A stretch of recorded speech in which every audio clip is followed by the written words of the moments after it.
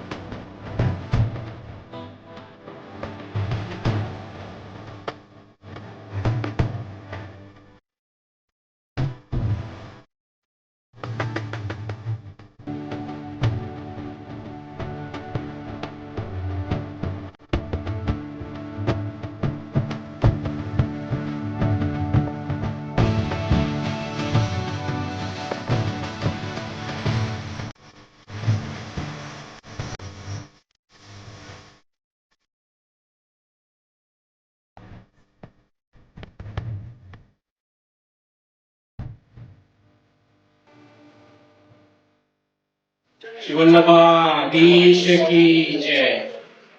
कोटि कोटि दंडवत प्रणाम जय श्री સર્વે વૈષ્ણવને ભગવત સ્મરણ। આજનો દિવસ અમારા પરિવાર માટે અત્યંત પાવન છે। આપના ઘરમાં સત્સંગ, સાંસ્કૃતિક પરંપરા અને દિવ્ય સત્સંગની ગંગા વહેતી થઈ છે। આ બધું શક્ય બન્યું છે અમારા પરમ પૂજ્ય શ્રી 108 શ્રી હરિરાયજી મહોદયના આશીર્વાદથી। પૂજ્ય જય શ્રી માત્ર ઉપદેશક નથી, તેઓ દીર્ઘદર્શી માર્ગદર્શક છે। તેમના શબ્દોના અનાહત શાંતિ અને આધ્યાત્મિક ઉર્જા રહેલી છે। ગુરુ એટલે દિવ્ય પ્રકાશ, જે આપને અજ્ઞાનના અંધકારમાંથી કાઢીને જ્ઞાનની દિશામાં લઈ જાય છે। આપશ્રીના મુખેથી આજથી 7 દિવસના શ્રીમદ ભાગવત રસાસ્વાદનું અમૃત રસપાન થવા જઈ રહ્યું છે। ત્યારે ન્યૂજર્સીની સાથે સાથે યુએસએની સમગ્ર વૈષ્ણવ સૃષ્ટિ તેમાં તરબોળ થઈ અને પરિતૃપ્ત થશે। તેના માટે આપશ્રીના અમે સૌ કામદાર પરિવાર ઋણી રહીશું।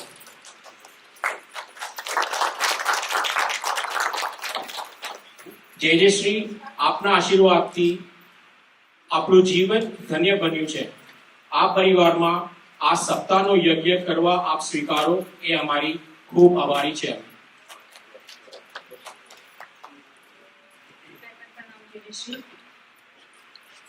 विजयते श्री मदन मोहन प्रभु परम पूज्य श्री 108 गोस्वामी श्री हरिराय जी जगत गुरु श्रीमद वल्लभाचार्य जी ना 18मा वंशज અને નિત્ય લીલા સપ્તમ પીઠાધીશ્વર પૂજ્યપાદ શ્રી 108 ગોસ્વામી ઘનશ્યામલાલજી મહારાજ શ્રી ના પૌત્ર અને પરમ પૂજ્ય શ્રી 108 ગોસ્વામી ગોપાલલાલજી મહારાજ શ્રી ના પુત્ર છે। આપ શ્રીએ ફિલોસોફીમાં માસ્ટર્સ કર્યું છે અને સાયકોલોજીની ડિગ્રી મહારાજા સયાજી રાવ યુનિવર્સિટી વડોદરાથી પ્રાપ્ત કરેલી છે। આપ શ્રીએ NIIT માંથી કમ્પ્યુટર સોફ્ટવેર એન્જિનિયરિંગમાં અભ્યાસ કર્યો છે। તેમના પ્રભુ સપ્તન નિધિ શ્રી મદન મોહન પ્રભુની કામવન રાજસ્થાનમાં ભક્તિપૂર્વક સેવા કરવામાં આવે છે.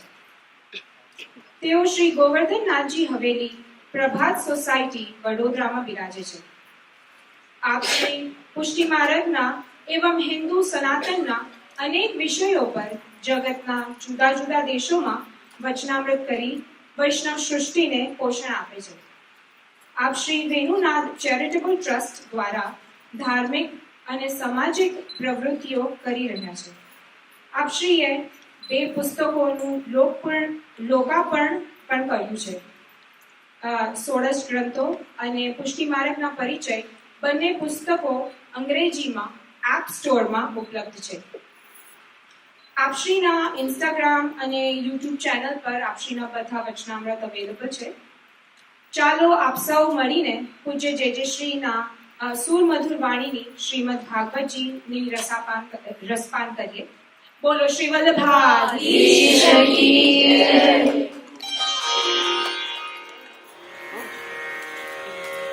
श्री वल्लभाधीश की जय।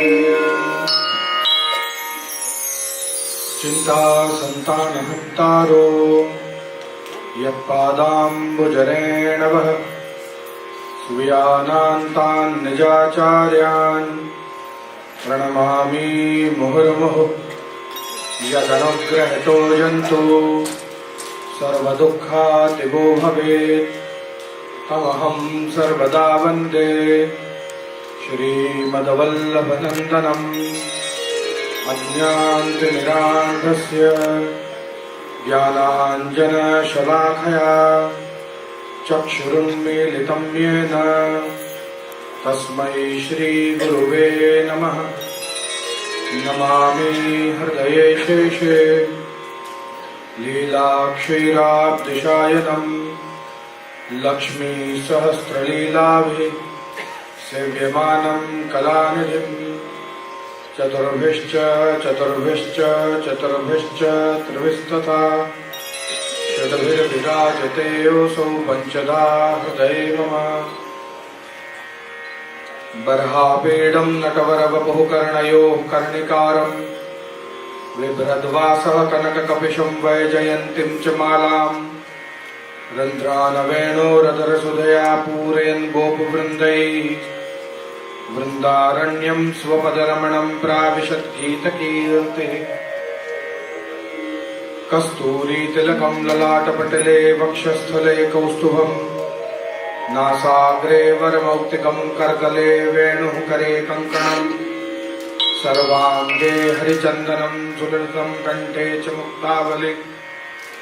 गोपस्त्रीपरवेष्टितो विजयते गोपालचूडामणि प्रभुर्नन्दकुमारो मे स्वामिनी वृषभानुजा। कृतार्थोऽहं कृतार्थोऽहं कृतार्थोऽहं न संशय। वन्दे नन्दव्रजस्त्रीणां पादरेणुमभीक्षस। नारायणं नमस्कृत्यं नरं चैव नरोत्तमं देवीं सरस्वतीं व्यासं ततो जयमुदीरयेत्।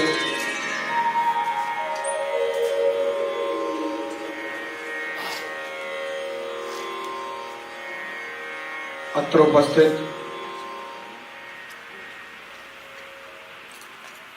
अनेकानेक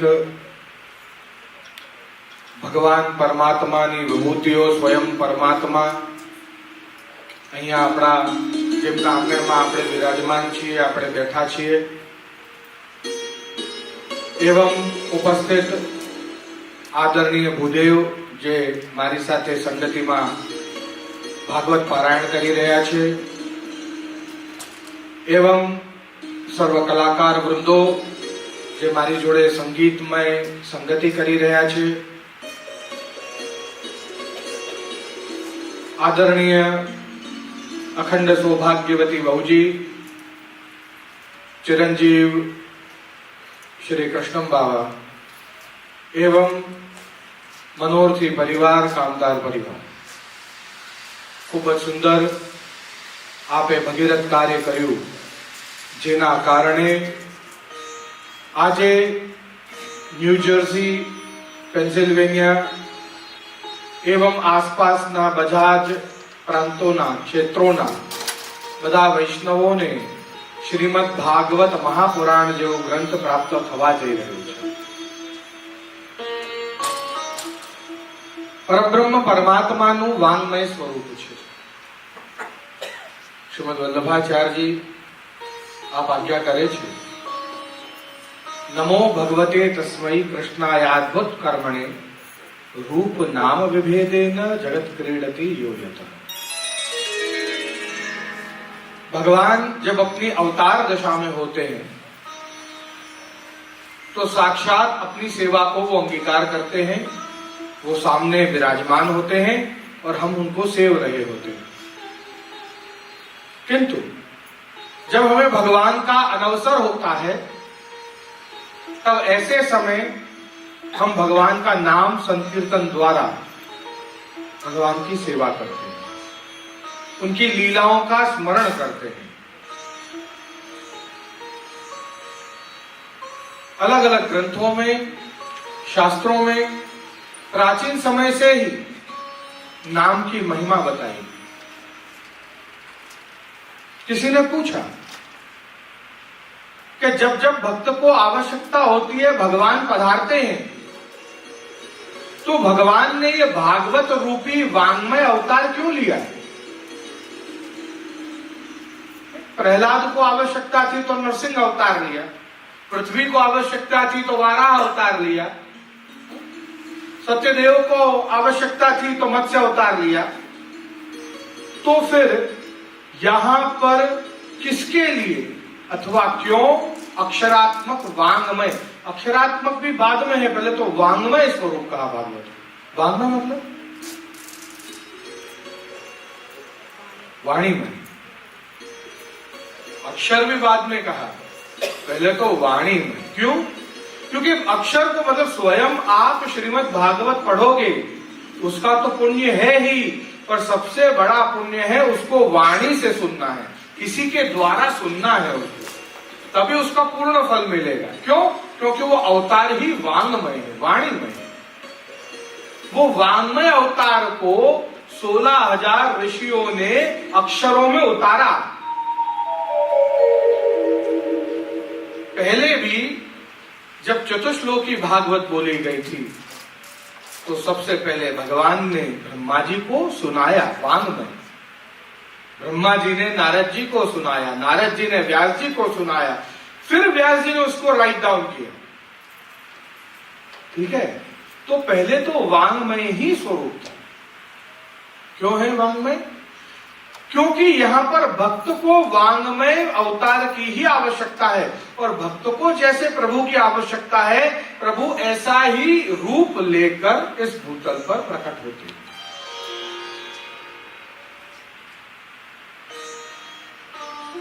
यहां पर असुर भी है. असुर कैसा है? वांग्मय. श्राप लगाना वाणी से परीक्षित को, क्योंकि वाणी से श्राप लगा है तो श्राप से अभिमुक्त करने के लिए, उसको फ्री करने के लिए भगवान ने भी अवतार वाणीमय है, इसलिए वांग्मय. घरे जो आप ભાગવતજી વાંચો તો પણ પુણ્ય છે, નથી એવું નથી, પણ એનાથી પણ વધારે પુણ્ય છે કે કોઈ વાંચે ને આપ એને સાંભળો. વાંગ્મય છે ભાગવત.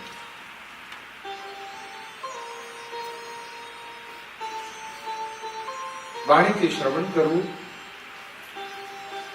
દ્રષ્ટિથી એના અક્ષરોના દર્શન કરવા,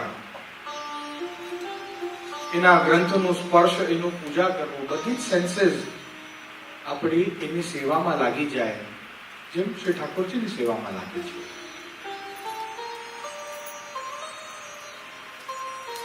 કૃપા છે મનોરથી પરિવાર ઉપર કે આ અવસર એમને મળ્યું છે. અને જે આપણે આટલા બધા દિવસોથી, પાછલા 2 મહિનાથી તો દરેક પ્રકારનું શ્રમ જે મનોરથી પરિવાર લઈ રહ્યું છે તે હું જાણું છું.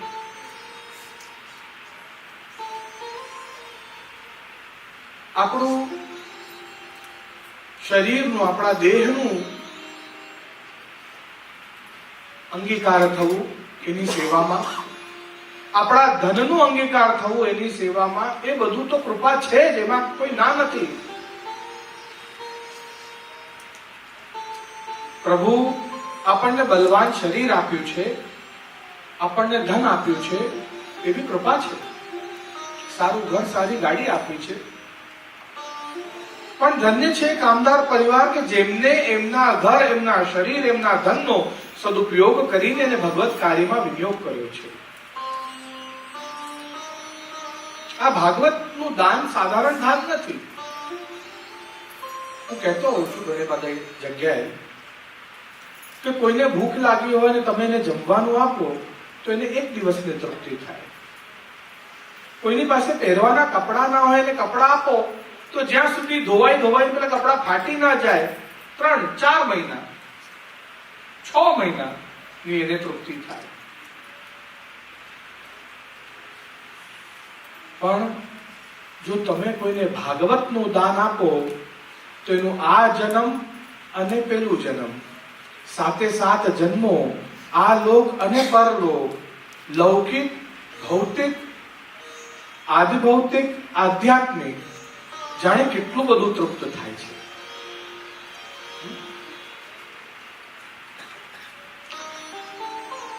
અને આ કાર્ય શ્રીમદ ભાગવતના દાનનું કાર્ય કામદાર પરિવાર આપ સૌને કરી રહ્યા છે.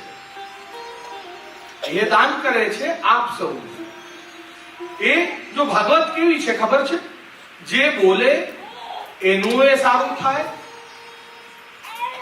જે સંકીર્તન કરે છે એનું સારું થાય છે, જે ગુણગાન કરે છે એનું સારું થાય છે, જે સાંભળે છે એનું સારું થાય છે, જે સંભળાવે છે એનું સારું થાય છે. બધાનું હિત કાર્ય છે. જેમ ભગવદીઓએ શ્રી કૃષ્ણજી માટે કહ્યું ને, શ્રી ઠાકોરજી માટે કહ્યું કે યાહી લોક પરલોક કે બંધુ કો કહી શકે તિહારો ગુણગાન. બે આપણો મિત્ર તો આ લોકમાં જ સાથ આપશે, પણ ગુરુ અને ઠાકોરજી એવા છે કે જે આ લોકનું હિત અને પરલોકનું હિત પણ વિચારે કરે. ને આવા ઠાકોરજીનું વાંગ્મય સ્વરૂપનું દાન કામદાર પરિવાર આપ સૌને કરી રહ્યું છે. વાસ્તવમાં બહુ મોટું ભગીરથ કાર્ય છે. અને જેને જેને કથાઓ કરી છે એ જ જાણે છે કે વાસ્તવમાં લગ્ન જેટલી તૈયારી જોઈએ આની અંદર, બધી જ પ્રકારે. અને એમાં હું તો એમ કહીશ કે જે દીકરીનું ઘર હોય ને એના જેવી તૈયારી જોઈએ. દીકરાનું ઘર હોય એવી બી નહીં, ફૂલ તૈયારી જોઈએ. અને એમાં કોઈને ખોટું ના લાગી જાય એનું એ ધ્યાન રાખવું પડે, અને પ્રભુનું એ સાચવવું પડે. બધું જ છે. એટલે આજથી આપણે મહાત્મા ગાંધી આ સંકુલમાં ખૂબ જ સુંદર રીતે અનેક પ્રકારના દેવી દેવતાઓ, પરબ્રહ્મ પરમાત્માને સાક્ષી માનીને અને શ્રીમદ ભાગવત કથા આપણે પ્રારંભ કરવા જઈ રહ્યા છીએ.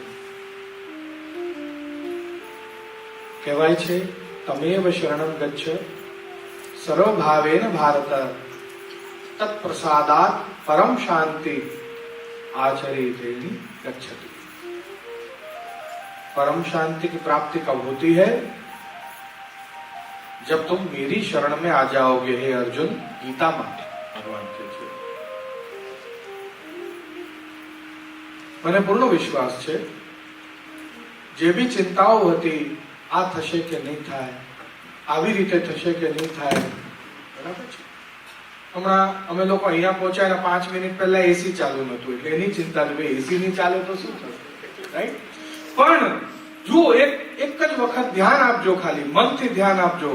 અહીંયા આપે પૂજન કર્યું ને ત્યાં જઈને બેઠા ને એ પછી કોઈ આપને અશાંતિ છે માર્કેટ નહીં. You are lost into this stressing, मतलब एक इटर्नल परम शांति. क्यों? क्योंकि अब हम उसकी शरण में, जब हम उसकी शरण में पहुंच जाते हैं तो वो हमको परम शांति का दान करता है. પછી અમને કઈ યાદ આવે નહીં, પછી અમને કઈ પજવે નહીં, કોઈ ચિંતા નહીં, કોઈ વિચાર નહીં. પછી આપણને એવું બી ખ્યાલ નહીં આવે કે ગાડી આપણે લોક કરી છે કે નહીં. હવે યાદ આવશે ને પાછો ફટાફટ ચાવી કાઢશે કેવી વાત છે કે મે બી લોક ના કરી હોય તો એક જુદ. પર જ્યારે કોઈ આપણને એકચ્યુઅલી આવીને યાદ ના અપાવે ત્યાં સુધી યાદ ના આવે. આ પ્રભુ કૃપા એવી છે, એનો નામનું એવું સામર્થ્ય છે.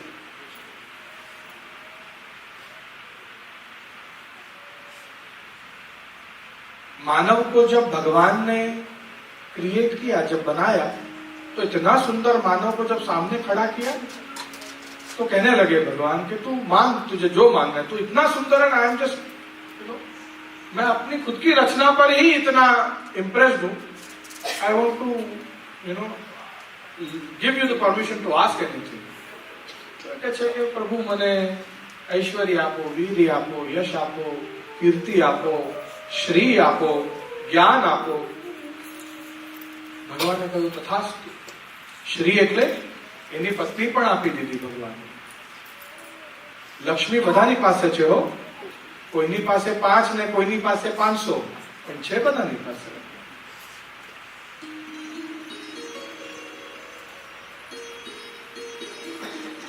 રૂકમિણીજીએ કહ્યું કે જુઓ, આપે પોતાનું સર્વસ્વ એને આપ્યું પણ આપને ધન્યવાદ એ નથી કહેતો, અને હવે કોઈ કહે છે કે તને આ બધું આપ્યું તો તું હવે ભક્તિ કર, સેવા કર. ત્યારે આપણે પ્રભુને કહીએ છીએ કે વી આર બિઝી, તમારી પાસે ટાઈમ નથી, પ્રભુ માટે ટાઈમ નથી. તો એવું કેમ? ભગવાને કહ્યું કોઈ વાંધો નથી रुक्मिणी लक्ष्मी जी, कोई चिंता नहीं है. इसने मुझसे ऐश्वर्य मांगा, मैंने ऐश्वर्य दिया. श्री धन मांगा, मैंने धन दिया. यश मांगा, यश दिया. कीर्ति, ज्ञान, इसने मुझसे ये सब मांगा, वो सब मैंने दिया. आ मारी પાસે શાંતિ માંગવાનું ભૂલી ગયો છે અને એ મારી પાસે જ રાખી છે. ક્યારેક ધન પાછળ દોડશે, કોઈ પૈસા કમાવાથી શાંતિ મળે. ક્યારેક જ્ઞાન પાછળ દોડશે કે બહુ ઘણી બધી ડિગ્રીઓ હોય તો શાંતિ મળે. ક્યારેક યશ પાછળ, કીર્તિ પાછળ દોડશે કે મારું બધે નામ હોય, મારી સત્તા હોય, લોકો મને માન સન્માન કરે, મોટું પદ ખુરશી આપે, કોઈ મને રાજા બનાવી દે, પ્રેસિડેન્ટ બનાવી દે તો શાંતિ મળે. પણ આ બધું કર્યા પછી બી જયારે એને શાંતિ નહીં મળે ત્યારે હે લક્ષ્મીજી, જયારે આ મારી પાસે આવશે ત્યારે હું એને શાંતિ આપીશ. આ જ વાત ભગવાન અહીંયા કહી રહ્યા છે કે તત્ પ્રસાદાત પરમ શાંતિ. ત્યારે હું એને પ્રસાદ રૂપે પરમ શાંતિ આપીશ. मेरी शरण में आएगा, उसके बाद ही उसको शांति मिलेगी और कोई जगह शांति नहीं मिलेगी. જેટલી પણ શોધ આપણે કરી છે એ શાંતિ માટે કરી છે. એ આપણા શ્રમને ઓછા કરવા માટે કરી છે. પણ તે છતાંય આપણને શાંતિ કેમ નથી? કારણ કે આપણે એ શોધનું ઉપયોગ આપણા શ્રમને ઓછું કરવા માટે કરીએ છતાં પણ એ વધેલા સમયને ભગવાનમય વ્યતીત નથી કર્યું. કપડાનું પોટલું લઈને નદીએ જતા પાણીમાં કપડા ધોવા જવાનું, કપડા ધોવાના, પાછા નીચોવાના, પાછા લાવવાના, ઘરે સુકાવવાના. એ કાર્ય આપણું વોશિંગ મશીન અને ડ્રાયર મશીન કરી દે છે. मेहनत भी बची, समय भी बचा, पर फिर भी वो समय हम कहाँ बिताते हैं? इधर उधर के गॉसिप्स में या कोई फालतू की चीज देखने में या करने में. માટે આપણા અંદર શાંતિ નથી. અને શાંતિનું દાન કરે છે આ શ્રીમદ ભાગવત.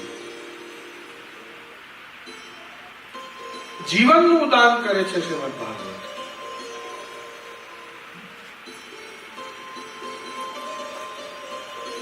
કહ્યું કે આજે કોઈ પણ માનવ દોડી રહ્યું છે એના લાઈફસ્ટાઈલ માટે, એના જીવન સ્તર માટે દોડી રહ્યું છે, જીવન માટે નહીં. आप लाइफ के लिए इतना नहीं घिस रहे हो, आप लाइफ स्टाइल स्टेटस के लिए घिस रहे हो. लाइफ के लिए कितना चाहिए? छोटा घर, 2 समय की रोटी, कुछ कपड़े, साधारण कपड़े पहनने के लिए. तो रोटी, कपड़ा, मकान, है ना. पर हम दौड़ क्यों रहे हैं? लाइफ स्टाइल के, लाइफ के लिए, जीवन स्तर के लिए, जीवन के लिए. और श्रीमद् भागवत हमको जीवन देती है. जीवन स्तर तो भी, वो भी एक कृपा है. आ तो શું છે? કલ્પવૃક્ષ છે. 3 પ્રકારના ફળ બતાયા ભાગવતના કલ્પવૃક્ષમાં. કલ્પવૃક્ષ એ હોય કે જેની પાસે તમે માંગો એ તમને આપે, એને કલ્પવૃક્ષ કહેવાય. जो मांगो वो देती. अभी आज श्रीमद् भागवत यहाँ विराजमान हो गए. अब आज अपने मन में एक संकल्प कर लो कि मुझे ये चाहिए. 7 दिन भागवत का पूर्ण भाव से श्रवण करो. बहुत ही जल्द आपको वो वस्तु मिल जाएगी जिसकी आपकी मनोकामना, मन में जो सोचा, जो भी हो, बहुत जल्दी. किंतु क्या ये फल है भागवत का? नहीं. ये सिर्फ भागवत के अनेक फलों में से एक फल है, आदि भौतिक फल. क्या है आदि भौतिक स्वरूप? कि जैसे कि सागर के तट पर, किसी नदी के तट पर कमर्शियल लोग आते हैं, ढेर सारी रेती को उठाते हैं, वहां से ट्रक में भरते हैं रेती को और ले जाते हैं. फिर उसको चलनी में छानते हैं उस रेती को. उसमें जो शंख, सीप आदि आ जावे तो उसको भी निकाल कर फेंक देते हैं. समझिएगा. और उनको सिर्फ वो रेत चाहिए जिससे वो कंक्रीट का कंस्ट्रक्शन कर सके. वो भौतिक लोग हो गए बिल्कुल. उनको सिर्फ रेती से मतलब है. वो शंख, सीप भी उनके लिए कचरा है, उसको भी निकाल कर फेंक देगा. क्योंकि कंस्ट्रक्शन के बीच में वो शंख, सीप वगैरह वो आड़े आएगा, वो सही से सेट नहीं होगा वहां पर, उसको भी फेंक देगा. कुछ लोग होते हैं जो शंख, सीप पीनते हैं समुद्र के तट पे जाके, और उस पर यदि रेती चिपकी हो तो उसको धोकर उसको फेंक देते हैं. अब कुछ लोग ऐसे आते हैं कि जिनको ना रेती से लेना देना है, ना शंख, सीप से लेना देना है. वो समुद्र के अंदर गोता लगाते हैं और अंदर से मोती निकाल कर ले आते हैं. उसको ना शंख की वैल्यू है, ना रेती की वैल्यू. ये 3 टाइप के लोग हैं जो समुद्र के किनारे आते हैं. बिल्कुल उसी प्रकार से कृपा का समुद्र, कृपा का सागर है श्रीमद् भागवत. अब आपको सिर्फ उसमें से भौतिक रेती चाहिए, या आध्यात्मिक शंख चाहिए, या आदिदैविक परब्रह्म परमात्मा उसमें गोता लगाकर और निकाल के लाना चाहते हो, वो आपके ऊपर. आप जे मागशो શ્રીમદ ભાગવત એ આપને આપશે જ. ઘણા બધા હોય છે જે રોજે નવા ફળ લાવે, ભાગવતજીને ભોગ લગાડે અને એમના વહુને ખવડાવે. ટૂંક સમયમાં કન્સીવ થઈ જાય, 7 દિવસના 7 ફળ ખવડાવે. એ બી આપે છે ભાગવત, નથી આપતો એવું નથી. પણ એ ભાગવતનું પ્રમુખ ફલ નથી. એ વસ્તુની ઈચ્છાથી ભાગવત આપણે નથી કરી. તો ભાગવત આપણે કેવી રીતે કરવી? મોક્ષ માટે કરવી છે. પછી એવું ફલ જાય.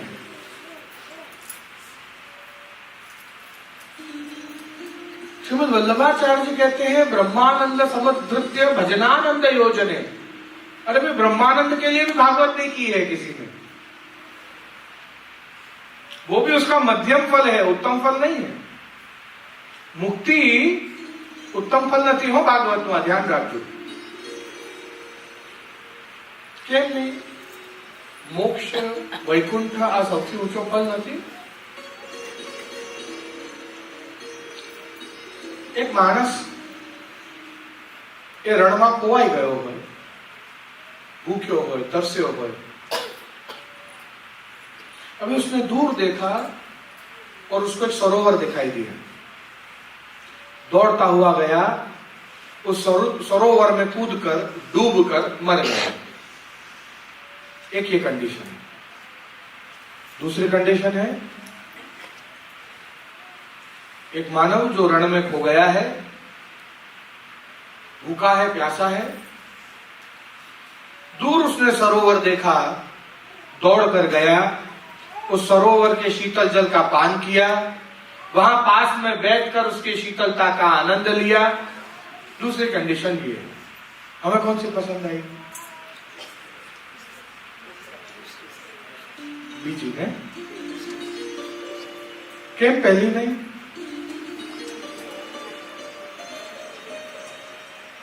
नदी तू क्यों जाकर मिलती है सागर से? जब तक तू नदी है तब तक तुझे सब पूजते हैं, सागर में मिलने के बाद तू अपना अस्तित्व खो देती है। फिर भी क्यों जाकर मिलती है तू सागर से? નથી આનો બહુ સરસ ઉપાય કાઢ્યો શ્રીમદ વલ્લભાચાર્ય। हमें सागर में मिलना ही नहीं है, हमें सागर के पास रहना है। वो मोक्ष नहीं चाहिए जो रमा वैकुंठ में मिलता है, वो मोक्ष चाहिए जो व्यापी वैकुंठ में, गौलोक का, कि जहां हम प्रभु के पास बैठ सकते हैं, उनसे बातें कर सकते हैं, उनसे उनके साथ खेल सकते हैं, रमण કરી શકીએ છીએ। તો આવું કેવી રીતે મળે? ત્યારે ભગવાને સ્વયં સાક્ષાત ભગવતા પ્રોક્તા તદક્ષર के उच्यते। वल्लभाचार्य जी ने कहा कि भगवान ने ये कैसे मिलता है, उसका एक सीधा वाक्य बताया, ब्रह्म संबंध करना। ये ब्रह्म संबंध के द्वारा मिलता है और कोई ऐसा साधन, कोई ऐसा फल नहीं है जो ये दे सके। और वो ब्रह्म संबंध का उपदेश यहां श्रीमद् भागवत दे रही है। કેવી રીતે ભગવાનના નિકટ રહેવાનું, ભગવાનમાં મળી નથી જવાનું, પછી તો આપણું અસ્તિત્વ જ નહીં રહે, એનો આનંદ કેવી રીતે લઈશું? ये उसके जैसा है कि समझो कि मैं से $10,000 कमाता हूं, ठीक है, अब मुझे 100,000 का सुख नहीं पता है, कोई मुझे आया 100,000 दे दिया, ओह 100,000 बहुत खुश हो जाऊंगा। पर भाई 100,000 से ऊपर 1 मिलियन है, वो तो मैं जानता ही नहीं उसका सुख क्या होता है। आईना जेवू छे भाई, जो आदि भौतिक है ना, आदि भौतिक लोग वो यही कहते हैं, भाई आज सुंदर छोकरीओ अहिया छे ने एज बधी अप्सराओ छे स्वर्गनी के, वहां कोई स्वर्ग नहीं होता है। जो सुख है, जो दुख है, सब यही है, सब कुछ यही भोग लो। सारी अच्छी अच्छी रिजॉर्ट्स भी यही है, इतनी सुंदरता भी यही है, हॉस्पिटल की नीडल्स भी यही है, ये सब नर्क भी यही है, सब यही है। કારણ કે ભૌતિક લોકો છે એને એવું જ લાગે છે કે બધું અહીંયા જ છે, બધું અહીંયા જ ભોગવી લેવાનું છે, એને એવું થાય છે, એવું છે નહીં। फिर उससे ऊपर जाएंगे तो बोलेगा कि मोक्ष है, परब्रह्म परमात्मा में ये छोटी सी ज्योति उस बड़े ज्योतिर्मय स्वरूप में लीन हो जाए।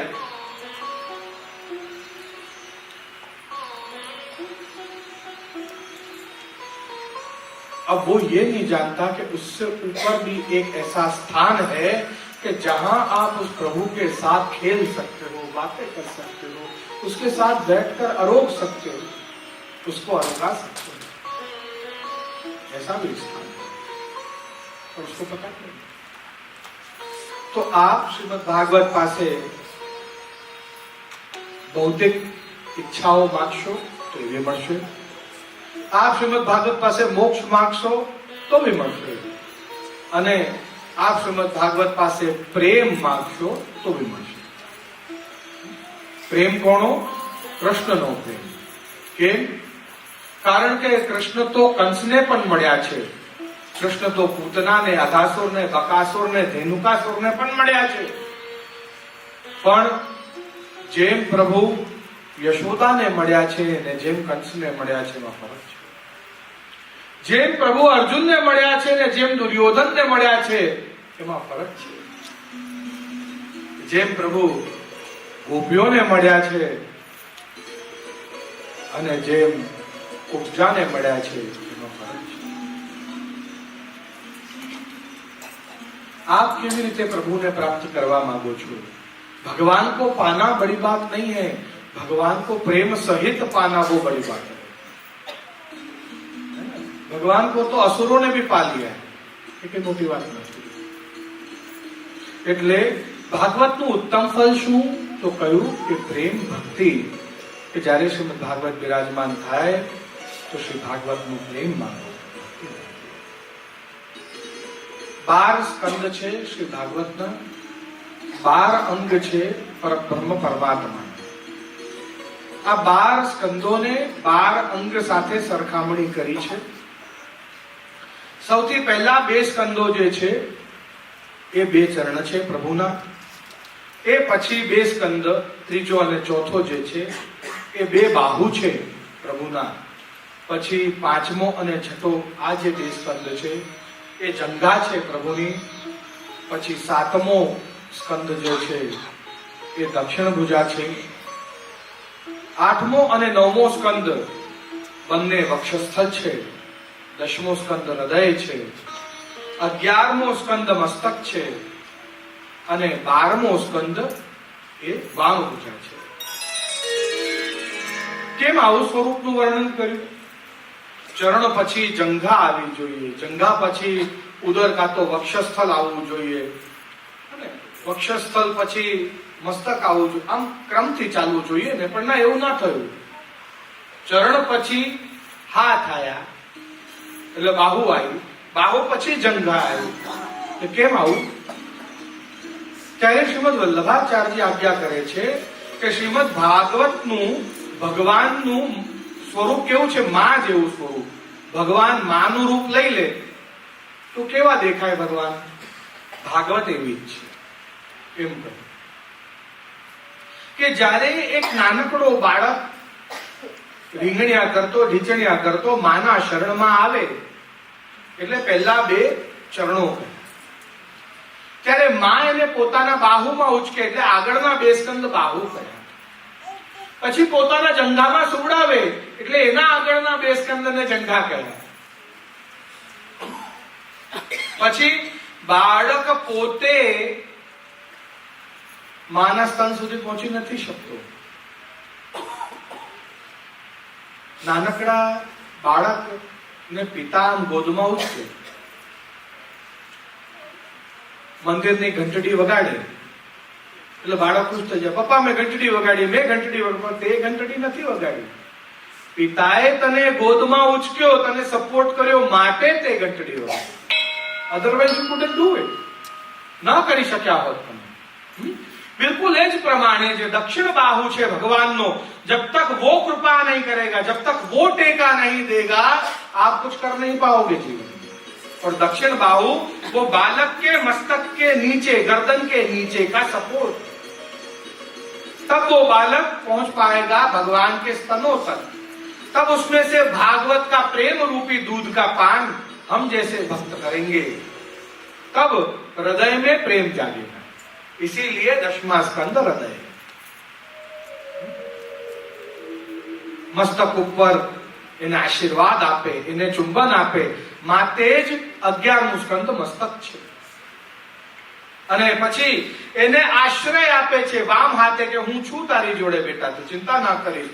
એટલે માટે જ 12મો સ્કંદ આશ્રય લીલા છે અને તેની સાથે વામ ભુજા છે પ્રભુની, કે જે આશ્રય આપે છે કે don't worry, I am with you. Protection, एक सपोर्ट, एक प्रोटेक्शन. ऐसे ठीक है. आ प्रमाणे भगवानना दर्शन कराया श्रीमद वल्लभाचार्यजीए, जेना अंदर 12 स्कंद, 335 अध्यायो छे, 18,000 श्लोक छे અને 5,76,000 એમાં અક્ષરો છે ને આવું સુંદર આ ભાગવતના 7 પ્રકારે અર્થ થાય એવું વર્ણન શ્રીમદ વલ્લભાચાર્યજી કરે છે. शास्त्रे स्कंधे प्रकरणे अध्याये वाक्ये पदे अक्षरे, ये 7 प्रकार से अर्थ होता है श्रीमद् भागवत का. जैसे शास्त्र भागवत, ठीक है, ये शास्त्र का अर्थ है. भागवत मतलब क्या? तो पहले भा का अर्थ समझेंगे, फिर ग का अर्थ समझेंगे, फिर व का अर्थ समझेंगे, फिर त. वो शास्त्र का अर्थ है. फिर प्रत्येक स्कंद अधिकार लीला, स्थान लीला, पोषण लीला, मनवंतर लीला है बधी, है ने? आ बधी लीलाओ छे. तो एक एक स्कंद एक एक लीला छे प्रभु. પછી एक एक पद, एक एक पैराग्राफ, एक एक लाइन का अर्थ है, एक एक शब्द का अर्थ है, और फिर एक एक अक्षर का भी अर्थ है. શ્રીમદ ભાગવતમાં એટલું બધું ડિટેલ કહ્યું છે. જેવી રીતે 10મા સ્કંદમાં જ્યારે ભગવાનની સ્તુતિ ચાલી રહી હશે, જ્યારે ગર્ભમાં ભગવાન છે, દેવકીના 8મું ગર્ભ ભગવાન છે, બ્રહ્મા આદિ દેવતાઓ એમને ભજવા, એમનું ગુણગાન ગાવા પધાર્યા છે ત્યાં જેલમાં. ત્યારે સત્યવ્રતમ સત્ય પરમ ત્રિસત્યમ, સત્યસ્ય સત્યમ નિહતામ ચ સત્યે સત્યાત્મકમ, બરાબર આવી રીતે ભગવાનનું બધું વર્ણન કરે છે. હવે એના અંદર सत्यात्मकम एक शब्द जैसे कि एक एग्जांपल ले रहा हूं अभी. तो सत्य में जिसकी आत्मा कम है, सत्य आत्मकम, सत्य में जिसकी आत्मा कम, कम मतलब आनंद देते हैं. मतलब जो यदि आप सत्य बोलोगे तो भगवान को आनंद होगा, ऐसा जो है वो परब्रह्म परमात्मा देवकी के गर्भ में એવું એટલે ખાલી કમ એક શબ્દનો પણ અર્થ કર્યો. અને પછી શ્રવણ કરનારા, બોલનારા બંને ઉપર નિર્ભર કરે છે કે કેવું અર્થ નીકળે છે. એક નાનકડું બાળક માને કહે ભૂ એટલે પાણી પીવડાવે. એક કોઈ વિદ્વાન બીજા વિદ્વાનને કહે ભૂ એટલે આખું જગત, ભૂલોક આખું જગત, ભુવ આત્મા, स्व स्वयं भगवान, भूर भुव स्व, बराबर है. त्रिसत्य है ये. सत्यव्रतम सत्य परम त्रिसत्यम सत्यात्मकम निहताम च सत्य, त्रिसत्यम. इसका अपना पूरा अच्छे से डिटेल इंट्रोडक्शन इस स्तुति का जब 10मो स्कंद जब आएगा तब हम लेंगे. અત્યારે કોઈ વિષય નથી. તો આપણે શ્રીમદ ભાગવતનો અર્થ શું? भा प्रदीप्तौ धातु, प्रदीपन करना, अंधकार को दूर करना, ज्ञान की ज्योत सबके अंदर जगाना. श्रीमद वल्लभाचार्यजीએ ગ્રંથ રચ્યા ઘણા બધા. એના ઉપર ટીકા લખી શ્રી ગુસાઈજીએ, એના ઉપર વ્યાખ્યા લખી 7 બાળકોએ, એના ઉપર પ્રકાશ લખ્યો પુરુષોત્તમજી. પુરુષોત્તમજી પહેલા થયા છે લેખવાળા. तो उनकी व्याख्या को प्रकाश क्यों कहा? समझ आ जाए बात से. सूर्य श्रीमद वल्लभाचार्य जी ने दिखाया, उसकी किरणें दिखाई श्री गोसाई जी ने. उसका प्रकाश कहां कहां तक फैल रहा है वो 7 बालकों ने दिखाया. और उसके बाद श्री हरिराय जी, है ना, हरिराय जी 7 बालकों के भी तीसरी पीढ़ी थे, है ना, ध्यान रखना आपने को, ठीक है. श्री गोविंद राय जी के पुत्र श्री कल्याण राय जी के पुत्र श्री हरिराय जी, ठीक है. तो श्री हरिराय जी, पुरुषोत्तम जी, इन सब ने क्या किया? अब वो किरण कहां कहां गई वो तो 7 बालकों ने दिखा दिया, पर अब कहीं बड़ा पत्थर रखा है, वो बड़े पत्थर, अब सूरज यहाँ है तो इस तरफ परछाई है तो यहाँ अंधेरा रह गया। अब यहाँ जिस जिस जगह अंधेरा रह गया उस अंधेरे पर भी प्रकाश डाला श्री हरिराय जी पुरुषोत्तम जी ने, इसलिए उनकी टीका को प्रकाश कहते हैं। कि जहां जहां छोटे से छोटे कोने में भी अगर अंधकार कहीं रह गया है तो उस अंधकार को भी दूर कर देती है। भा शब्द का अर्थ ही है प्रदीप्तो धातु। भा का उच्चारण करने से हमारे अंदर का अंधकार दूर होता है। बीजो अक्षर आवे छे ग। ग એટલે ગતિ આપે છે ભાગવત। ગતિ એટલે દુર્ગતિ આપે છે, સદગતિ આપે છે। કઈ પ્રકારની ગતિ? કારણ કે ગતિમાન તો જીવન જ છે।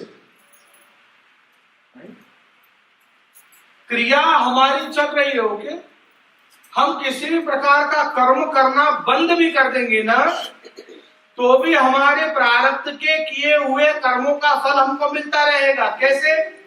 जैसे हमने बटन चलाया, पंखा चालू हो गया, अब बटन बंद करने के बाद भी उसको कोई पावर सप्लाई नहीं मिल रहा है, फिर भी सिंचित कर्मों के कारण वो फिर भी थोड़ी देर घूमता रहता है। ये लफड़ा है थोड़ा, है ने?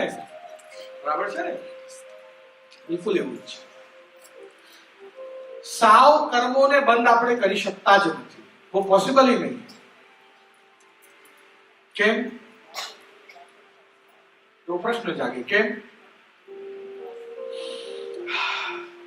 मैं श्वास ले रहा हूं, ये भी कर्म है, अब उसको बंद कर दो, क्या होगा? मैं बैठा हूं, मैं सो रहा हूं, मैं खा रहा, सब कर्म है। આ બધું જ કર્મો છે। આ કર્મોના બંધનમાંથી નીકળવું એટલું સરળ નથી। માટે ગીતામાં ભગવાને કહ્યું कि तू आ બધું छोड़ी दे विचारवानु, ये सब नहीं छूटेगा। तो क्या करूं मैं? मुझे भय लग रहा है कि ये जो मैं कर्म करने जाऊंगा और मैं अपने बड़े अपने गुरुओं को मारने जाऊंगा, उसके कारण मुझे पाप लगेगा। भगवाने કહ્યું એવું કોઈ પણ કર્મ જે ભગવદ આજ્ઞા અને ભગવદ કૃપાથી તું કરી રહ્યો હોય એ તારા કર્મ નું ફલ તને ભોગવવું પડતું નથી। માટે कर्मों को तुम रोक नहीं सकते हो, पर कर्मों को डाइवर्ट कर सकते हो।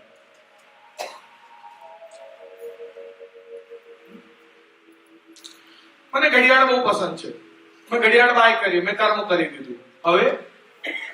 હવે મને ज्ञान મળ્યો, गीता में भगवान कह रहे हैं अरे भाई कर्म जो है वो तो ये है फल उसका, ऐसे कर्म का ऐसा फल, ये करोगे ये हो जाएगा, वो करोगे वो हो जाएगा। कैसे करें? પછી ઘડિયાળ કાઢીને ફેંકી દીધી, तो क्या बस संसार मर गया? क्या वो घड़ी पे हथौड़ा मार के घड़ी को तोड़ दिया तो क्या संसार मर गया? नहीं। किसी और के हाथ में अच्छी घड़ी देखकर मेरा आकर्षण होगा, वो संसार फिर शुरू हो गया। तो क्या कहे? उसको मारो मत, जे आपकी इच्छा है करो, पण प्रभु मैं करी दो, उसको डाइवर्ट कर दो, मारो मत। तो आप नई गाड़ी लाए हो, उसकी चाबी प्रभु के चरणों पर धरा दो, अब वो सेवा हो गई, है ना? जो कुछ भी आप कर रहे हो अपने जीवन में, उसको प्रभु मैं कर देने से वो कर्म आपके इकट्ठे नहीं होंगे,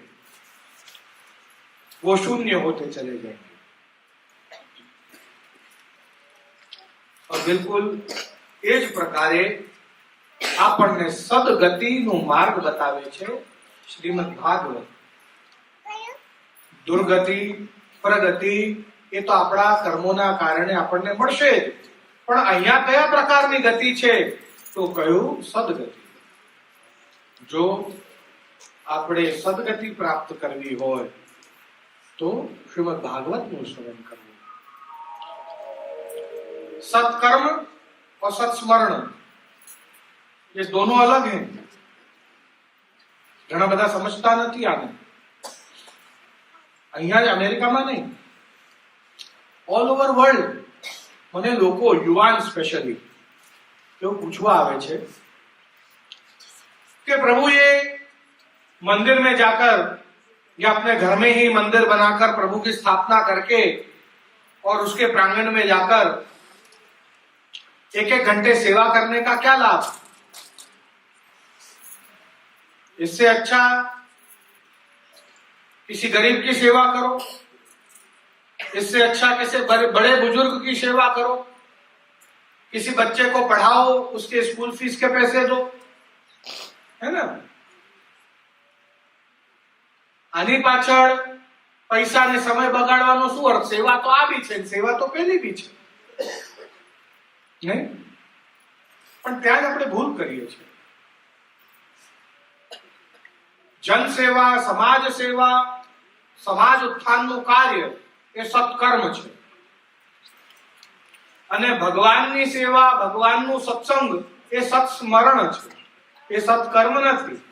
લોકો એવું વિચારે છે સત્કર્મ છે. તો શું મળે એનાથી? બંનેમાં શું ફરક? सत्कर्म करने से सुख मिलता है, सत्स्मरण करने से मानव शरीर मिलता है. आ फरक છે. હવે કોઈ કહે છે માનવનું શરીર મને નથી જોઈતું, પણ મને સુખ બધા જોઈએ છે, રાઈટ? તો આપણે ભગવાનની સેવા, કથા, સત્સંગ નહીં કરવાનું અને ખાલી દાન પુણ્ય એ કરવાનું. ત્યારે શું થાય કે આવતા જન્મમાં આપણે કોઈ બિલિયનેરના ઘરે પોપટ થઈને કે કૂતરા થઈને જન્મ લઈએ, એ આપણને પેટ રાખે, બધી સુખ સુવિધા હોય, આપણા ડોક્ટર જુદા હોય, આપણું સનું હોય, આપણું રૂમ જુદું હોય, આપણું બેડ જુદું હોય, બધા આનંદ, મે બી આપણા ગળામાં સોનાનો પટ્ટો હોય, સુખ બધા હોય, પણ માનવનું શરીર ના. You see the difference? હવે बिल्कुल उससे उल्टा कर देते हैं कि नहीं, मैं भगवान की सेवा करूंगा तो मुझे मानव का शरीर मिलेगा, पर मैं गौ सेवा नहीं करूंगा, मैं दान पुण्य नहीं करूंगा, मैं दुखियारों को, दीन दुखियारों की हेल्प नहीं करूंगा, तो तुमको मानव का जन्म मिलेगा, पर गरीब जगह, श्रम, स्ट्रगल, निर्धन. તો શું કરવું છે? બંને કરવાનું. આપના લાઈફને બેલેન્સ કરવાનું. થોડું દાન પુણ્ય કરો, થોડું સેવા સત્સંગ કરો, બધું કરવાનું. અને એનાથી આપણને આવનારું જન્મ માનવનું મળે, માનવનું જન્મ સુખી મળે, સારા ઘરમાં મળે અને પ્રભુની સેવા ફરી કરવા મળે. કારણ કે હવે આપણા નાનું બાળક, આપણે જસ્ટ 16 થયો હોય કે 17 થયો હોય અને કહે કે પપ્પા મને આપની કાર આપો, કાર લઈ જાય, खूब दौड़ावे ठोकी આવે. ओके, एक बार ठोकी, चलो कोई बात नहीं भाई, खर्चा हो गया, तू तो ओके है ना, ओके चलो. तो બીજી વાર રિપેર કરાવીને ફરી આપે ને કાર આપે, ફરી ઠોકી નાખી, પછી તો વળ પડી જોરદાર. પછી ત્રીજી વાર ચાવી માંગવા આવે છે, તું રહેવા દે ભાઈ, તું ના ચલાઈશ. કે નહીં પપ્પા પ્લીઝ, મને ફ્રેન્ડ ના પાર્ટીમાં જવાનું છે, મને આપો આપો આપો. ત્રીજી વાર ચાવી આપી, ત્રીજી વાર ઠોકી નાખી. પછી આપને ગાડી આપો, नहीं आपको ने. बिल्कुल ऐसे ही यदि भगवान आपको मानव का शरीर देवे और ये मानव के शरीर को आप बार बार लौकिक भौतिक में घिसते ठोकते रहोगे, तो भगवान समझेगा कि इसको मानव बनने की जरूरत नहीं है, इसको ये शरीर नहीं देना है, क्योंकि ये इससे मेरी सेवा तो कर ही नहीं रहा है, तो इसको जरूरत ही नहीं है. ये घिसता रहता है दूसरी सब जगह अपने शरीर को, मेरा भजन नहीं करता है, मेरा सत्संग नहीं करता है, मेरी सेवा नहीं करता है. પછી આને મહારાજ આ શરીર પછી તો કૂતરો બને, બિલાડો બને, કોકરોચ બને, ગરોડી બને, શું ફેર પડે છે? બીજી કેટલી બધી યોનિઓ છે, શું ફેર પડે છે? એટલે સેવા, સત્સંગ, સત્સ્મરણ અને દાન પુણ્ય, સત્કર્મ બંને આપણે આપણા જીવનમાં કરવાનું છે. તો જ આપણને સંપૂર્ણ સુખી જીવન મળે. વર એ વર છે. વર એટલે ઉત્તમ છે. ભગવાનની પ્રાપ્તિ માટેનું ઉત્તમ સાધન છે શ્રીમદ ભાગવત. અને વાંગમય છે. વ એટલે વાંગમય, વાણીમય સ્વરૂપ છે. જેમ મેં આપને જણાવ્યું, ભાઈ હિરણ્યકશ્યપુ હતો એટલે નરસિંહ પધાર્યા, હિરણ્યાક્ષ હતો વારા પધાર્યા, કંસ હતો કૃષ્ણ પધાર્યા. જેવો ભક્ત હોય કે જેવો અસુર હોય એને એવું જ સ્વરૂપ ધારણ કરીને ભગવાન પોષણ આપે છે. અહીંયા શ્રાપ લાગ્યો છે વાણીમય, વાંગમય શ્રાપ લાગ્યો છે, એટલે ભગવાન પણ વાણીમય વાંગમય અવતાર લઈને અને પ્રકટ થયા છે. આપણું પરિચય કરાવે છે શ્રીમદ ભાગવત. આપણે કોણ છીએ?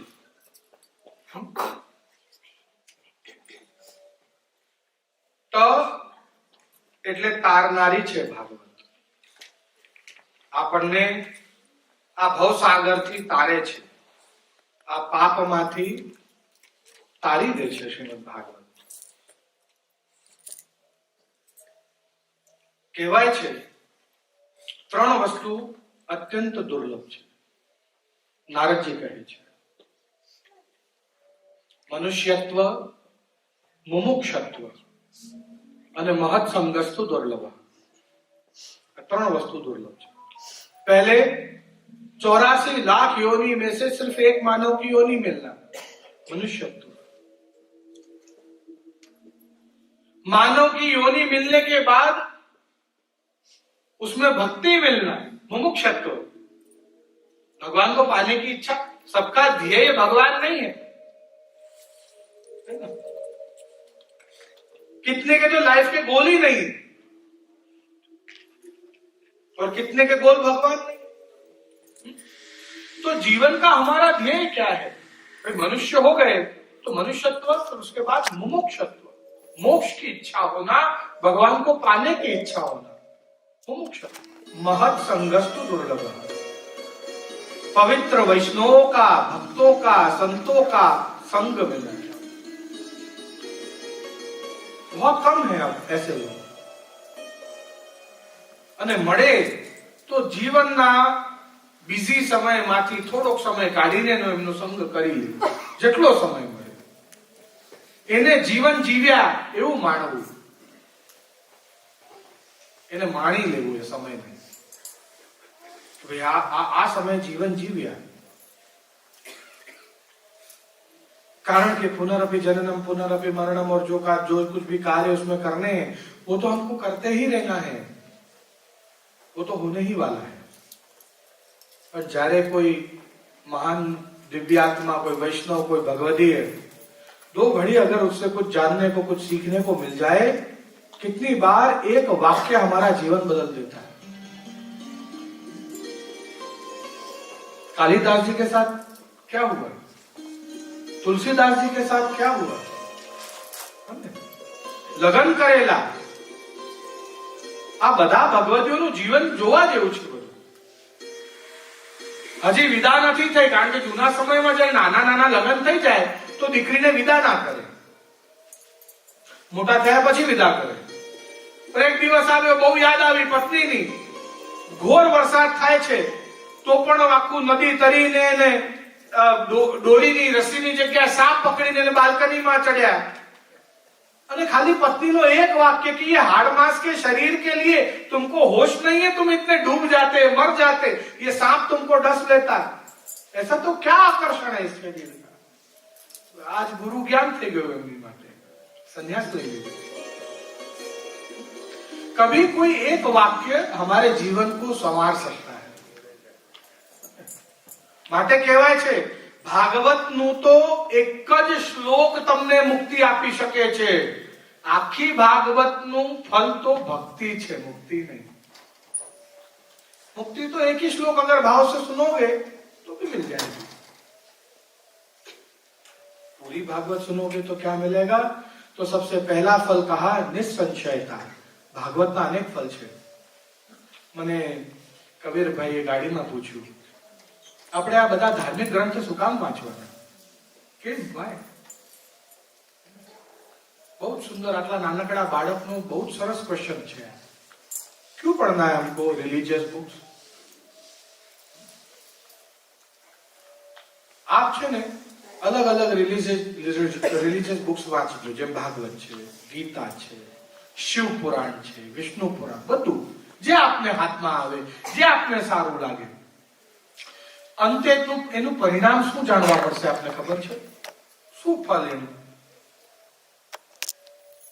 ફિયરલેસ माइंड बॉडी सब फ्री, एकदम निर्भयता. मतलब अब मैं सिग्नल तोड़ के जा सकता हूं, पुलिस मेरा कुछ नहीं बिगाड़ेगी, वो निर्भयता नहीं है. वो निर्भयता नहीं है, वो स्वतंत्रता नहीं है, वो स्वच्छंदता है. गलती मत करना ये कभी, है ना?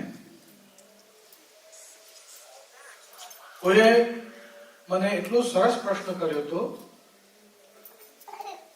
मैं खाली एम ज अहिया व्रज हवेली पेन्सिल्वेनिया में बैठा था, त्या बाजू में बैठक त्या बैठा था અને ત્યાં બીજા 10-12 વૈષ્ણવ બેસેલા હતા. ત્યાં યુવાનો બી, કારણ કે I used to teach Vraj youth camp for 5 years continuously in English, right? રોજે 3 લેક્ચર્સ લેતો તો ત્યાં. અઠવાડિયું 10 દિવસ ત્યાં જ રોકાતો ગુરુ કુટીરમાં અને ત્યાં બાળકોને વ્રજ youth કેમ્પમાં શીખવાડતો હું ડેલી. તો એમાંનો જ એક સેટરડે, કારણ કે નવા બાળકો આવે ને જૂના બાળકો જાય સેટરડે, રાઈટ, વ્રજ youth કેમ્પમાં. એટલે ત્યાં 200-250 લોકો એ દિવસે હતા.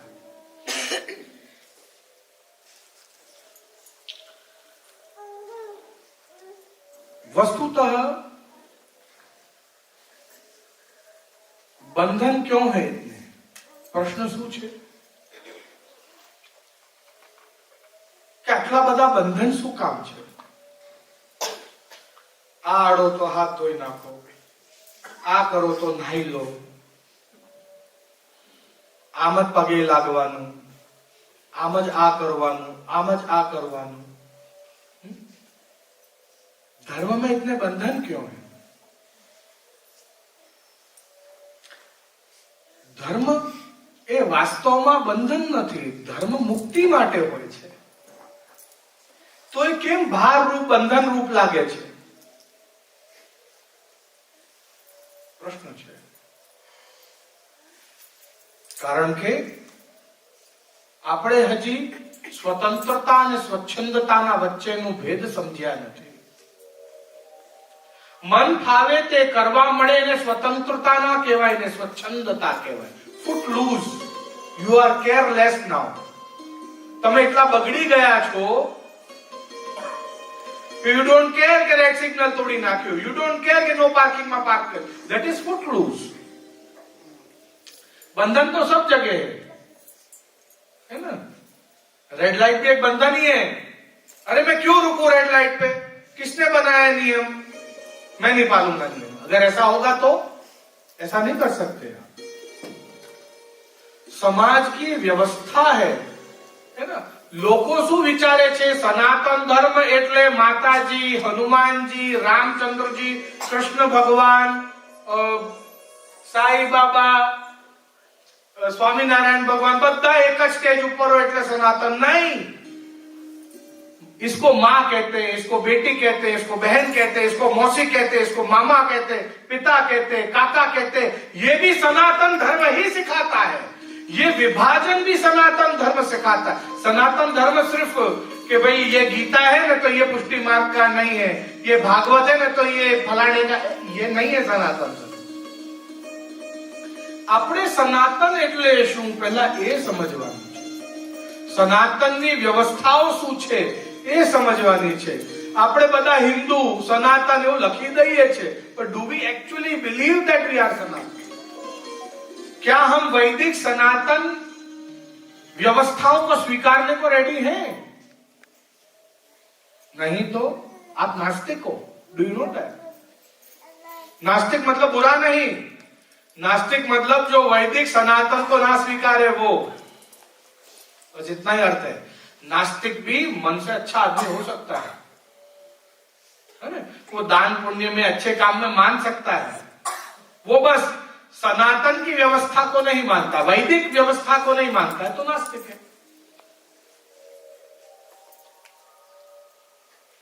तो हम क्या है?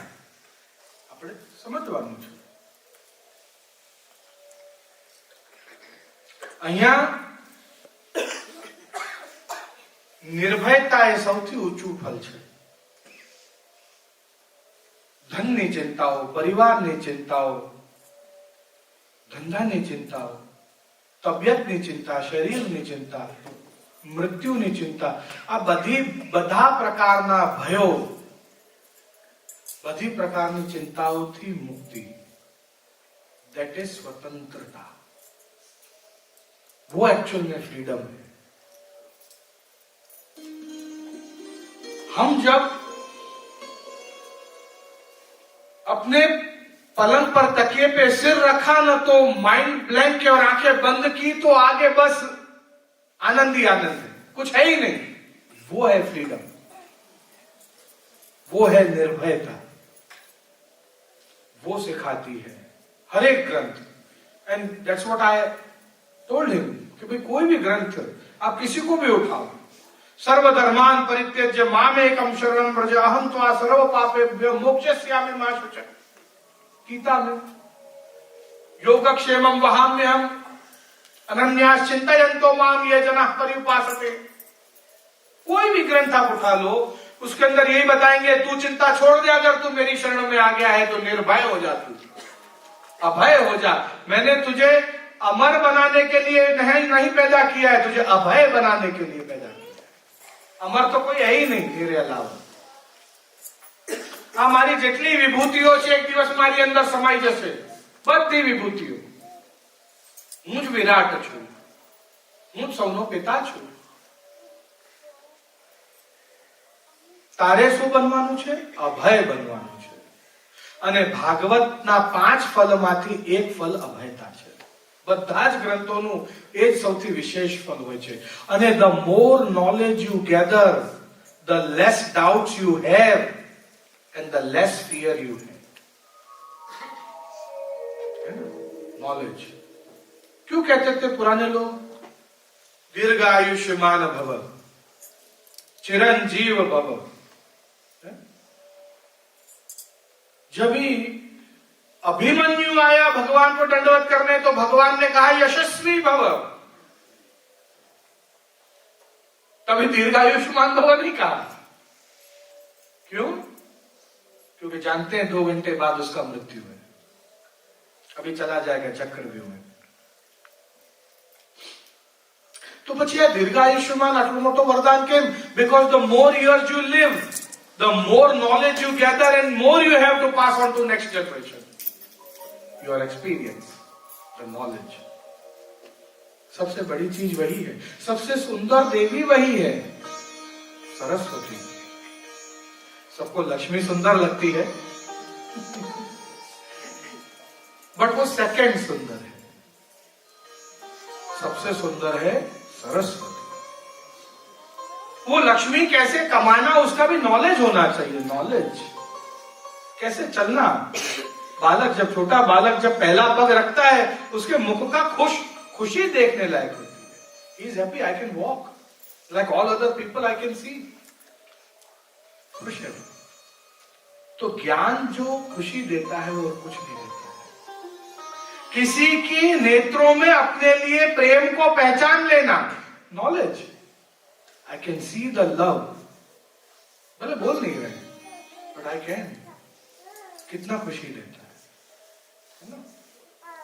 इस वस्तु का ज्ञान होना कि वो मुझसे खुश है, तत्सुख, वो साक्षी भाव है। साक्षी भाव क्या है? ये पता चलना कि वो मेरे साथ खुश है, बहुत बड़ी बात है। मैं दाल बनावी, भोग्या। मैं दाल खावी, भोगता। પણ જેવી એક દાળ ખવડાવી, શું સામેવાળાને ગમી? જો ગમી તો જ સાક્ષી. આ અગત્યનું છે ज्ञान. तो निसंशयता, नात्र संशय, किसी प्रकार के संशय से दूर हो जाना. कुरुक्षेत्र में सत्यवादी धर्म पालन करनारा युधिष्ठिरનું રથ એક હાથ ઊંચું ઉડતું હતું. નરોવા કુંજરોવાની પરિસ્થિતિમાં ભગવાન ઉપર સંશય થયો. ખોટું તો પછી બોલ્યા છે, पहला શું થયું? भगवान आया, कहूं कि देख एक अश्वत्थामा करके एक हाथी मर गया है भाई, और द्रोणाचार्य को किसी पे विश्वास नहीं होगा, वो तुझसे आकर पूछेंगे कौन सा अश्वत्थामा मरा, हाथी या नर? तब तू ये जवाब देना, अश्वत्थामा हतः. क्या जवाब देना? अश्वत्थामा हतः. अश्वत्थामा मर गया, उसी वक्त में शंख बजा दूंगा. फिर उसको जो समझना है वो समझे. ठीक है? नहीं, अरे ऐसा बोलना तो ठीक नहीं होगा, ऐसा बोलना तो झूठ हो जाएगा, क्लियर वाली बात नहीं होगी, तो क्या करेंगे? आए साहब द्रोणाचार्य, भगवान ने जो बोला वो नहीं बोला, संशय किया, भगवान की वाणी पर संशय किया. द्रोणाचार्य आए, पूछा बताओ भाई, तो अश्वत्थामा हतः नरो वा कुंजरो वा. अब वो नर मराया हाथी वो मैं नहीं जानता, अब यहां झूठ बोला. समझ रहे? जबकि वो जानते हैं कि हाथी मरा है, उनका बेटा नहीं मरा है, तो भी હવે શું થયું કે પેલું જે રથ જે હવામાં ઉડતું હતું સત્યવાદી ધર્મચારીનો, એ ભૂમિ પર આવી ગયો. કે ભગવાનના વાણી પર સંશય કર્યો, ભગવાનમાં સંશય કર્યો. માટે ભગવાનમાં સંશય ન કરવો. મેં ભગવાન પાસે આ માંગ્યું તું, મને ના આપ્યું, તો શું ભગવાન આપી શકશે? અરે નહીં ભાઈ, तुम लायक नहीं हो इसलिए उसने नहीं दिया है, बाकी वो तो दे ही सकता है. भगवान में संशय ना. बीजो फल શું છે ભાગવતનો? પહેલો ફલ નિસંશયતા, બીજો ફલ ભગવાનમાં પ્રીતિ, એ ભગવાનમાં પ્રેમને જગાડે છે. ત્રીજો ફલ છે ભગવાનની કૃપા, એ ભગવત કૃપાની પ્રાપ્તિ કરાવે છે. ભગવાન જેવું કૃપાળુ કોઈ જ નથી. श्लोक आवे छे, कामम क्रोधम भयम क्षेयम ऐक्यम सौरदमेव च. क्या काम भाव से भगवान मिल सकते हैं? नहीं मिल सकते हैं. क्या क्रोध करके भगवान मिल सकते हैं? नहीं मिल सकते हैं. भय से भगवान मिल सकते हैं? नहीं मिल सकते. फिर भी मिले.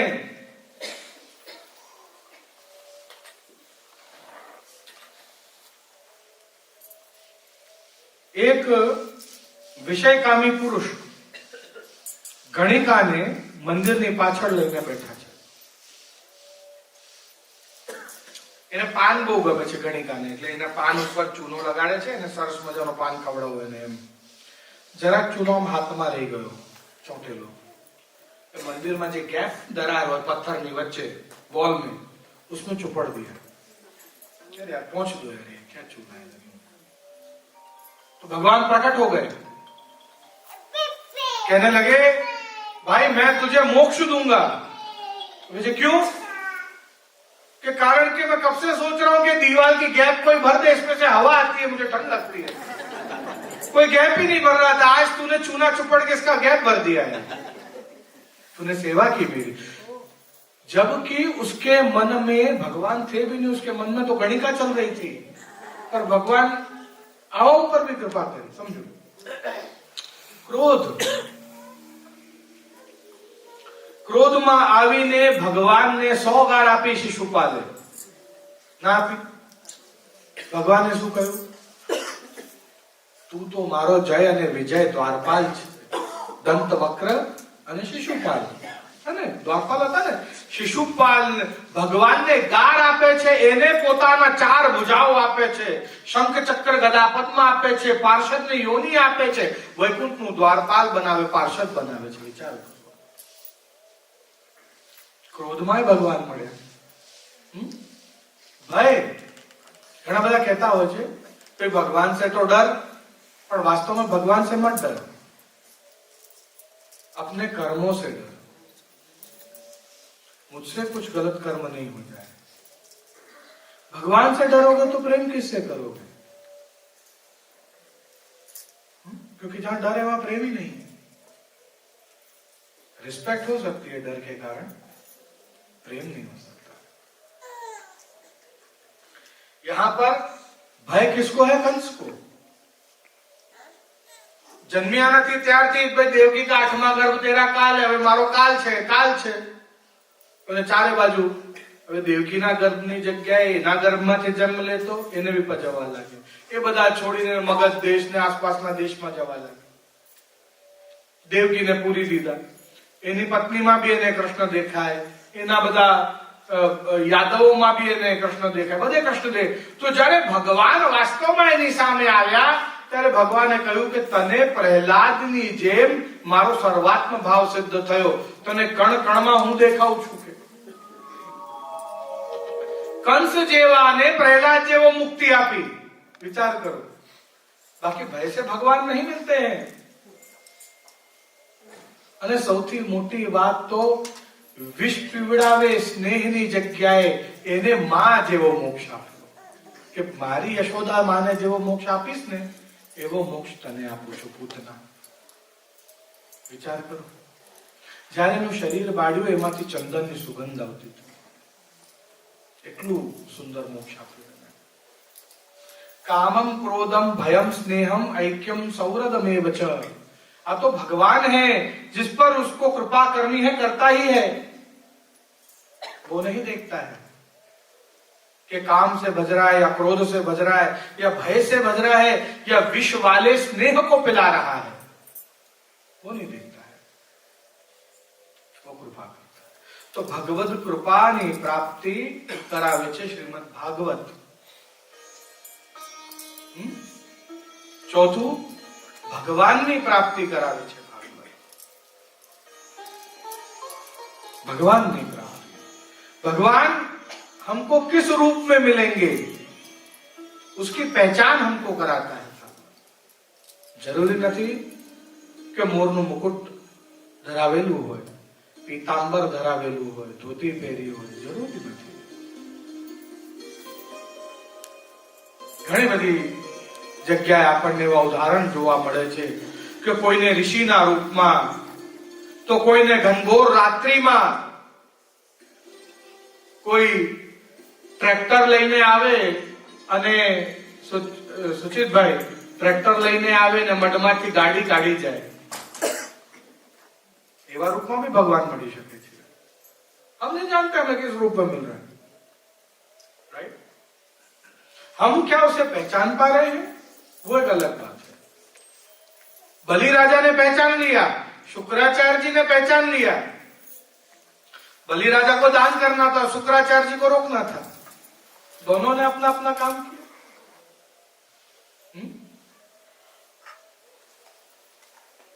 बाकी अगर असुरी होते तो वो वापस भी कह सकते थे. बलि राजा कह रहे नहीं नहीं, तूने तो मायावी रूप धारण करके मुझे ठग लिया है, अभी युद्ध करके बता तब मैं देखता हूं.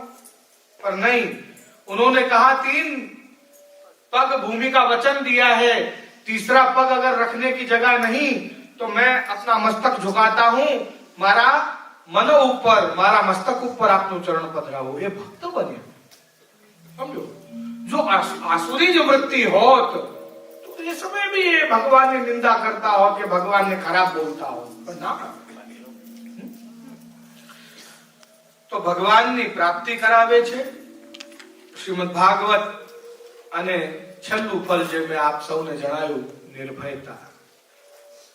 શ્રીમદ ભાગવત મૃત્યુના ભયથી, ચિંતાના ભયથી, કોઈ નિર્ધારિત નથી એના ભયથી, એટલે ભવિષ્ય કઈ નક્કી ના હોય, રાઈટ, એના ભયથી, દુઃખના ભયથી, કશું ગુમાવી ના દઈએ, આપણા જીવનમાંથી કોઈ ઓછું ના થઈ જાય એના ભયથી, मोह है ये हमारा, ठीक है।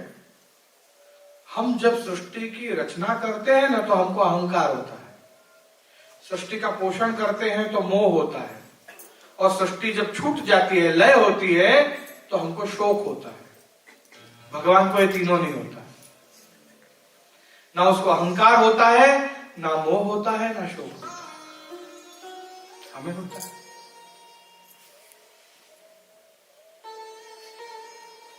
અહીંયા અનેકાનેક અલગ અલગ પ્રકારના ભયથી ફ્રી કરે છે, મુક્ત કરે છે શ્રીમદ ભાગવત એવી છે। કયું રામચરિત્ર માનસમાં કહી રહ્યા છે કે रिपु, रुज, पावक और पाप, ये चार को कभी छोटा मत समझो।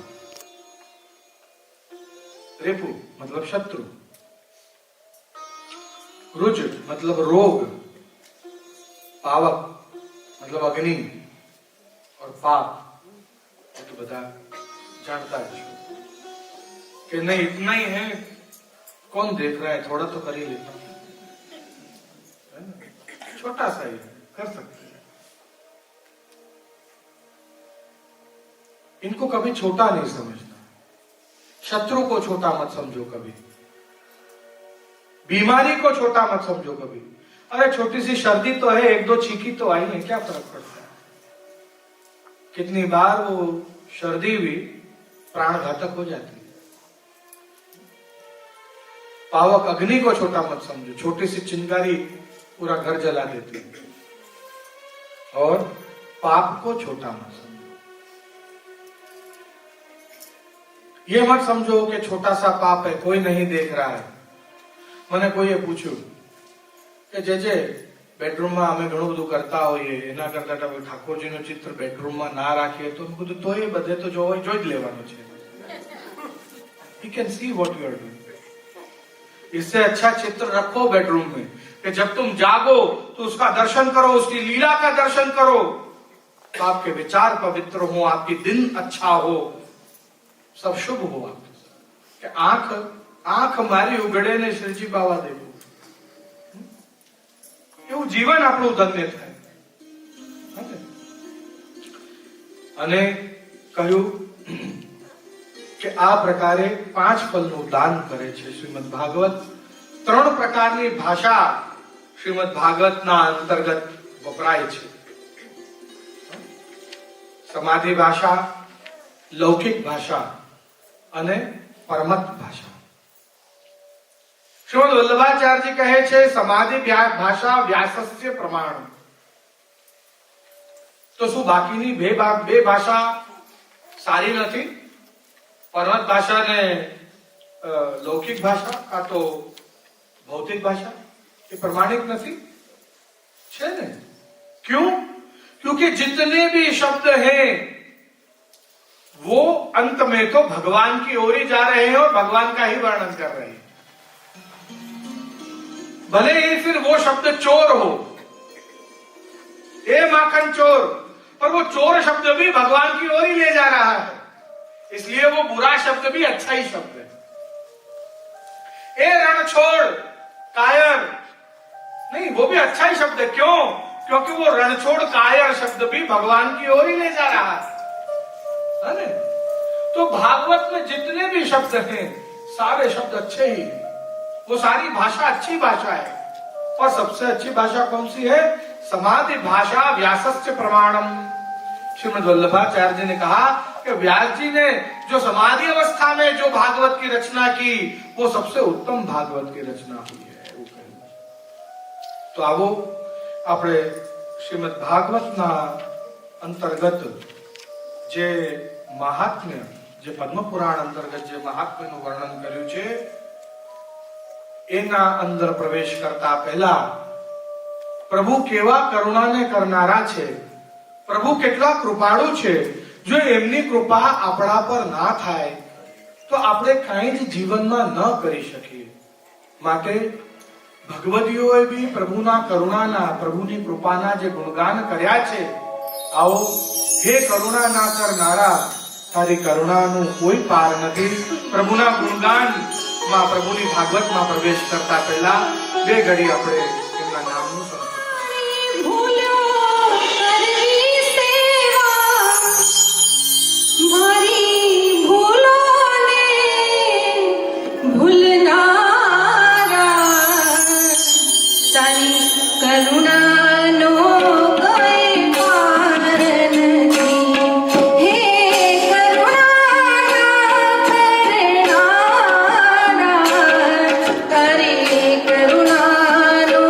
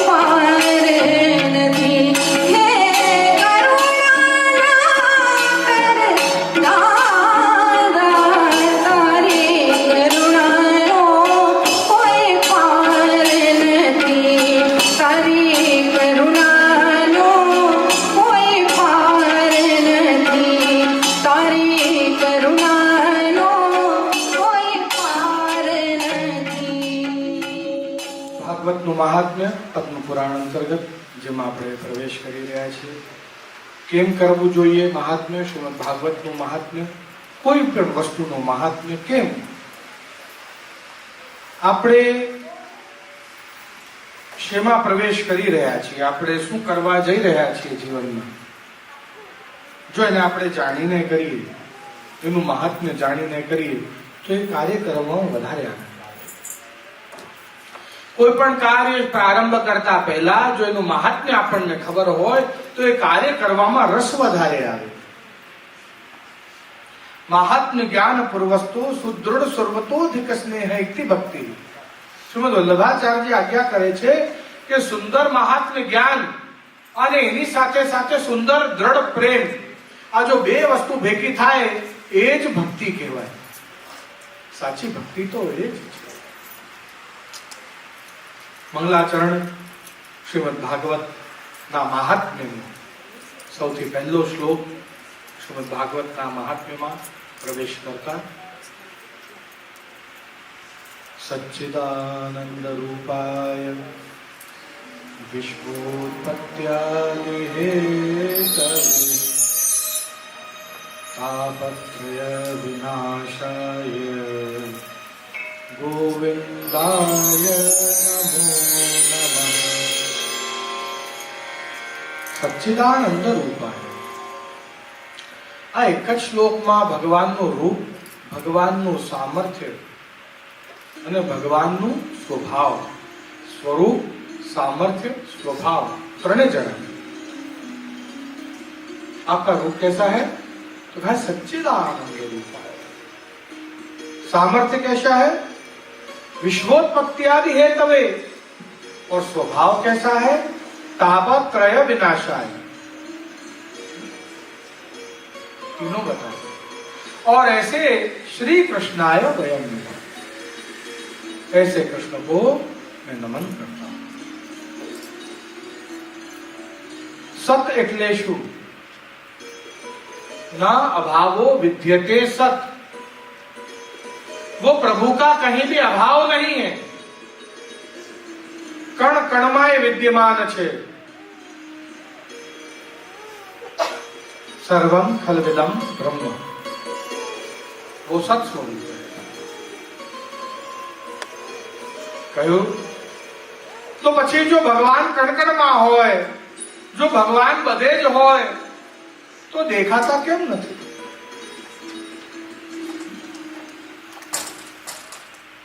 શું ભગવાનની આપણી વચ્ચે કાલાંતરાય છે? શું ભગવાનને આપણી વચ્ચે દેશાંતરાય છે? ત્યારે પ્રાચીન આચાર્યો કહ્યું ના, તો પછી દેખાતા કેમ નથી? क्यों भगवान नहीं मिलते, क्यों नहीं दिखते? અને ઘણા બધાના પ્રશ્નો હોય છે, રાઈટ? ભાઈ ભગવાન દિખે તો માનું, વરના ભગવાન નહીં है.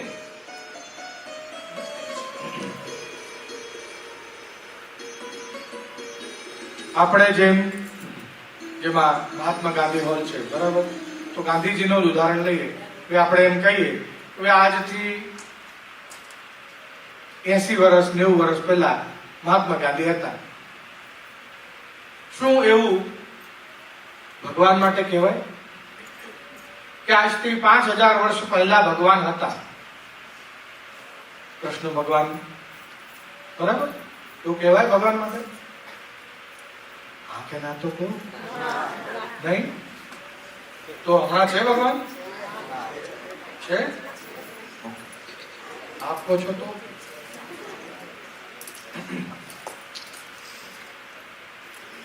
વાત પર ટક્યા રહેજો.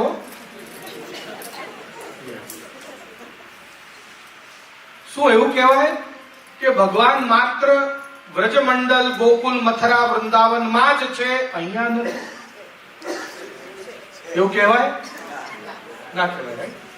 એટલે ભગવાન અહીંયા છે ચોક્કસ, પછી ફરતા નહીં. શ્રીમદ ભાગવત, શ્રીમદ વલ્લભાચાર્યજી અનેક દેવી દેવતાઓને સાક્ષી માનીને આપ એવું સ્વીકારો છો કે ભગવાન અત્યારે અહીંયા, રાઈટ? હા ને? ચોક્કસ ને? તો દેખાતા કેમ નથી? પ્રશ્ન આ જ છે ને. મેન પ્રશ્ન શું છે? ભાઈ ભગવાન અભી યહાં હે, આ જગ્યાએ છે, અહીંયા છે, તો દેખાતા કેમ નથી? કારણ કે આપણા ને ભગવાન વચ્ચે જ્ઞાનાંતરાય છે, એટલે અજ્ઞાનાંતરાય. આપણા ને ભગવાન વચ્ચે દેશાંતરાય નથી કે ભાઈ ભગવાન અમેરિકામાં ના હોય તો ત્યાં ઇન્ડિયામાં બ્રજમંડલમાં જ હોય, એવું નથી. ભગવાનના આપણા વચ્ચે કાલાંતરાય નથી કે ભગવાન 5,500 વર્ષ પહેલા જ હતા, હવે નથી. તો પછી કેમ એવું છે?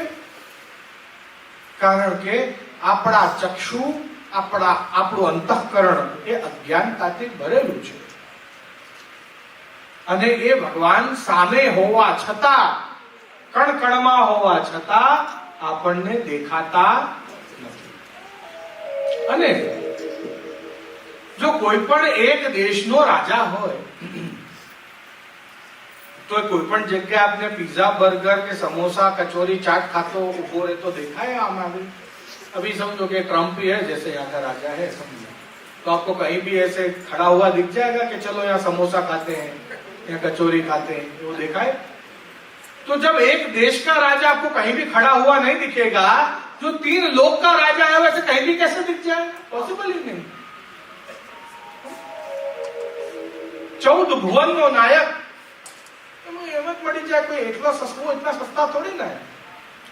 બીજું કારણ. ત્રીજું કારણ, જો ભગવાન બધે જ દેખાવા લાગે તો એમાં એટલું બધું આકર, એટલો બધો સુંદર, એટલો તેજ છે, ઓરા એટલું છે એમાં કે આપણી આત્મા આપણા શરીરમાંથી નીકળીને એમાં લય પામે.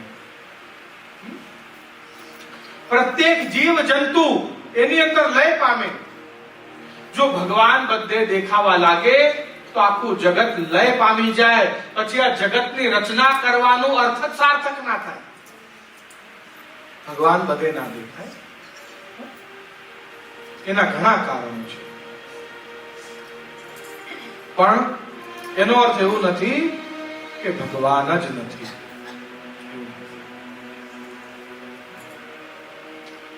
તો ભગવાન અને આપણી વચ્ચે સ્થાનાંતરાય કે દેશાંતરાય નથી.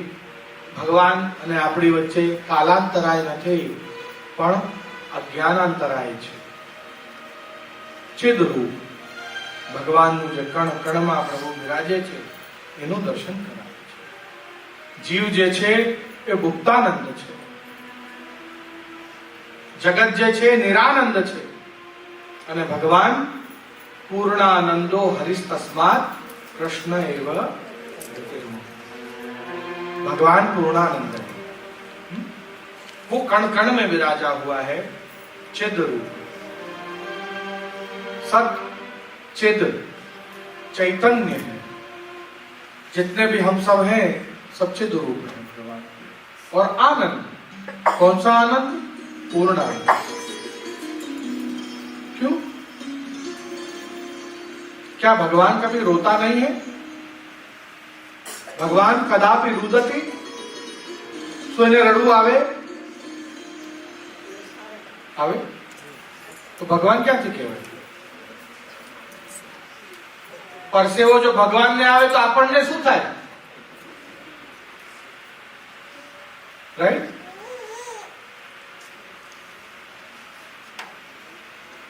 શું ભગવાન રડે? જો રડે તો પૂર્ણાનંદ કેવી રીતે કહેવાય? प्रश्न है. અને रियली कोई ये पूछो છે कि यदि भगवान को भी रोना आवेगा तो क्या वो पूर्णानंद कहलाएगा? पर वास्तव में भगवान ने सुख भी नहीं दुख भी नहीं, बन्ने नहीं. ये तो बन्ने कंडीशन में सम रहे छे, न्यूट्रल रहे छे. ऐसा नहीं कि उसको दुख नहीं है, उसको सुख भी नहीं है, तो न्यूट्रल. पूर्णानंद कैसे? जैसे छोटा बच्चा समुद्र के तट पर, आप भी ले गए होंगे बीच पे अपने बच्चों को घुमाने, ले गए कभी बीच पे? उनको किले बनाते हुए देखा है? रेत में किले किसने किसने देखा है? बच्चों को रेत में किले बनाते हुए देखा है ना? कितने आनंद से किला बनाते हैं. सृष्टि की रचना की, फिर उसको डॉल्स, कार्स, सीप, शंख से सजाते हैं, सृष्टि का पोषण किया। विश्व उत्पत्ति, आगे का ही श्लोक है, विश्वोत्पत्ति आदि हेतवे, विश्व उत्पत्ति आदि, उसमें क्या आया? उत्पत्ति, स्थिति और लय। उत्पत्ति आदि, विश्वोत्पत्ति आदि, ठीक है, उसमें 3 चीज आ गई, उत्पत्ति, स्थिति, लय। ये भगवान का सामर्थ्य है, देखिए, है ना। सबसे पहले तो उत्पत्ति की, रेत ने किला बनाया, है ना, वो सदानंद है, बिल्कुल एक कोमल निर्दोष बालक के जैसे, इनोसेंट बालक के जैसे, पूर्णानंदो हरिस्तस्मात्। उसको उत्पत्ति में भी आनंद है, स्थिति में भी आनंद है, लय में भी आनंद है। अपने ही बनाए हुए किले पर कूद कूद कर तोड़ देने में उसको आनंद है। इतना निर्मल, इतना प्योर है। विश्वोत्पत्ति आदि है तवे, ये तो सामर्थ्य भगवान का। भ्रू भृंगेती सृष्टि निपुणी, ભ્રુકુટી ને ઉપર કરે છે તો સૃષ્ટિની રચના થઈ જાય, નીચે કરે છે તો સૃષ્ટિ લય પામે છે. કેમ? કારણ કે બંને ભ્રુકુટીની વચ્ચે અહીંયા બ્રહ્મા છે, ब्रह्मा यहां बैठा है, ठीक है. तो जब सृष्टि की रचना करनी हो तो भ्रुकुटी उठा देते हैं, सृष्टि का लय करना हो तो भ्रुकुटी गिरा देते हैं. वेणु का नाद भगवान कैसे करते हैं? भ्रुकुटी को उठाकर करते हैं. क्यों? तो गोपियों के अंदर प्रेम जगाना है ना, रचना करनी है प्रेम की, तो सृष्टि की रचना करनी है. तो आंखों को तो भले बंद कर ली, वेणु लगा ली, भ्रुकुटी उठा ली. अब उठाते ही गोपियों के हृदय में नाद को सुनकर ही प्रेम जागेगा, उत्पन्न होगा. अब गोपियां दौड़कर आएंगी प्रभु के पास, तब प्रभु उनको पोषण देंगे, है ना, स्थिति. और फिर अंतर ध्यान हो जाएंगे, सोलह. यही हो रहा है सब इसी जीवन में. गोपियां सब कुछ देख रही हैं, समझो. आ सामर्थ्य છે ભગવાન. વિશ્વોત્પત્તિ હેતુ અને સ્વભાવ કેવું છે? તો કહ્યું તાપત્રય વિનાશા. આદિ ભૌતિક, આધ્યાત્મિક અને આદિદૈવિક, ત્રણ પ્રકારના તાપ દૂર કરવાનો સ્વભાવ છે ભગવાન. કૃપા ભગવાનનો સ્વભાવ છે, એમનું કાર્ય નથી, એમનું કામ નથી કૃપા કરવું. ઓકે, આ સમજવાની વાત છે. કારણ કે માનવ એનો સ્વભાવ બદલી શકતો નથી, એની ક્રિયા બદલી શકે છે. चोर होगा, वो चोरी करना बंद कर देगा, पर कहीं पैसे पड़े होंगे तो उसकी नियत बिगड़ेगी, भले उठाएगा नहीं. मार પડ્યો છે, જેલ થઈ છે, હવે જેલ ના થાય એટલે મારા કર્મ સારા કરવા છે, એટલે એને કર્મ બદલ્યા છે, પણ સ્વભાવ બદલ્યો નથી. પૈસા પડેલા જોશે, નિયત બગડશે, એ વાત પાકી. અને માટે કૃપા કરવું ભગવાનનો સ્વભાવ છે, કારણ કે બદલાતું નથી. જેના પર નથી કરવાની પૂતના, કંસ એવા ઉપર બી કરી દે છે. ખ્યાલ આવ્યો ને? કારણ કે સ્વભાવ છે ભગવાનનું કૃપા કરવું, એની ક્રિયા નથી કૃપા કરવું. ક્રિયા તો બદલાઈ ગઈ. તો એક જ શ્લોકમાં પ્રભુના સ્વભાવ, પ્રભુનું સામર્થ્ય અને પ્રભુના સ્વરૂપને જાણીને आओ श्रीमद् भागवत महात्म्य में प्रवेश करिए. यत्र यत्र चतुर्वक्त्र श्रीमद् भागवतम भवेत् गच्छामि तत्र तत्राहं गौर्यता सुतवत्सला.